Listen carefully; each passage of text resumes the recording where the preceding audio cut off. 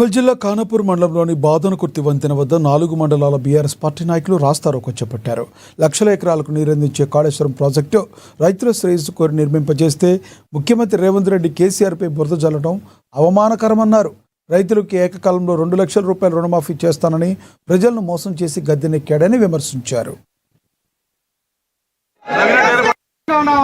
రాష్ట్రాన్ని సాధించి 1,00,000 ఎకరాలకు నీరందించినటువంటి గనుడు మన కేసీఆర్ గారు.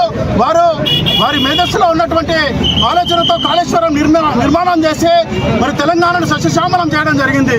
ఈరోజు ఏదైతే తెలంగాణ రాష్ట్ర వర్కింగ్ ప్రెసిడెంట్ గౌరవ కేటీఆర్ గారి పిలుపు మేరకు మరి ఖానాపూర్ నియోజకవర్గంలో మన నియోజకవర్గ ఇన్ఛార్జి ముఖ్య జాన్సన్ నాయక్ గారి ఆధ్వర్యంలో ఈరోజు మరి ఈ నిరసన కార్యక్రమాన్ని తెలియజేయడం జరుగుతుంది. ఏదైతే బంకచర్ల పైన మోసపూరితంగా ప్రాజెక్టు నిర్మాణం కొరకు మరి ఢిల్లీలో పెద్దలతో ఏదైతే చంద్రబాబు నాయుడు తోటి ముఖ్యమంత్రి రేవంత్ కుమ్మక్కై ఈరోజు తెలంగాణ ప్రజానికానికి అన్యాయం చేస్తున్నాడు. దీన్ని నిరసిస్తూ ఈరోజు రాష్ట్ర వ్యాప్తంగా నిరసనలు తెలియజేయడం జరుగుతుంది.